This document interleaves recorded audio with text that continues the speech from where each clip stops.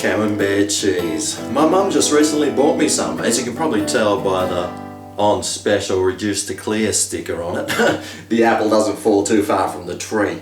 Anyway, she bought me this and I thought, oh, you know what I'm going to make for it? My sister's favourite thing whenever she goes out to restaurants, fried Camembert.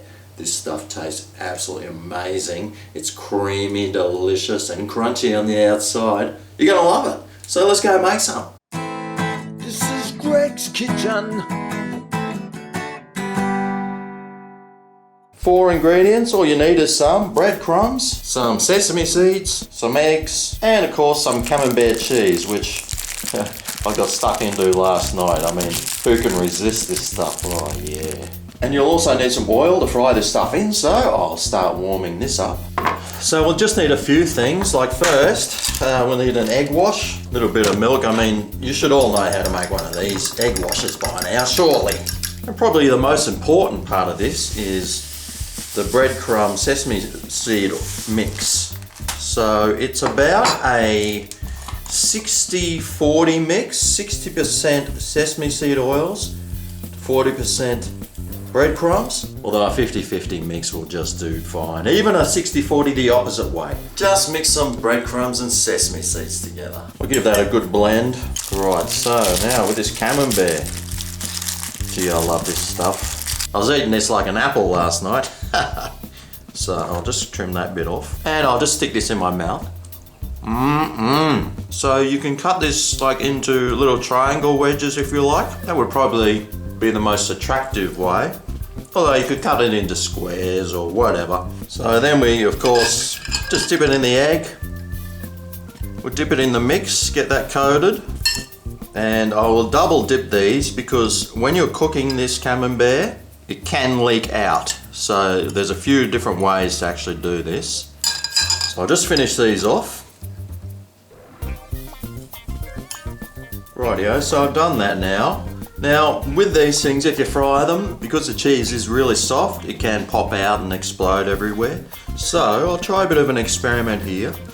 So for half of these ones, I will stick them in the freezer for like half an hour, get them really cold. And the other half I'll just leave, and then I'll do a bit of a scientific experiment to see which way works best. So, off to the freezer with these, and it's fry time for the other ones. Alrighty, let's see if this is, oh, that's close enough. So these are the ones that weren't frozen. So we'll just fry these until they're crispy brown on all sides. Well, they are smelling delicious.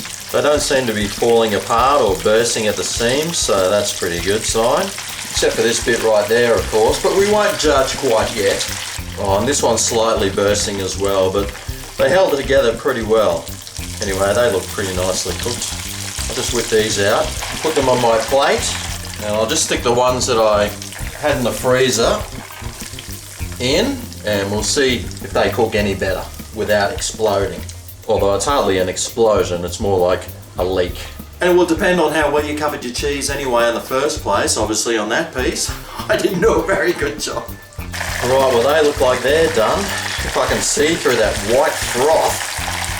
So I'll dig these ones out and I'll drain these off.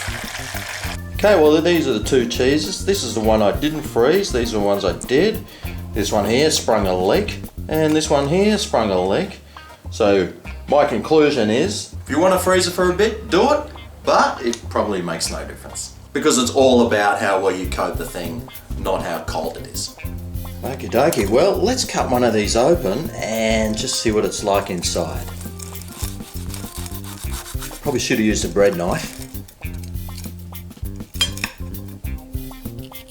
Oh, look at how gooey it is. Oh! They do look fantastic, I gotta tell ya. And I can't wait to try it. So let's see what it tastes like with the old fried Camembert taste test. Let's try this nice big piece.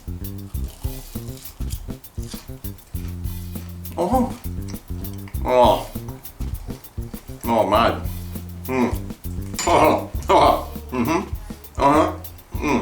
Yes. Yes, that is very Moorish indeed. Now you'd normally serve it with like a cranberry jam or a raspberry jam or some sort of Swedish sort of jam. Actually, I've got some raspberry jam here. How about I put some on one of these and give it a go.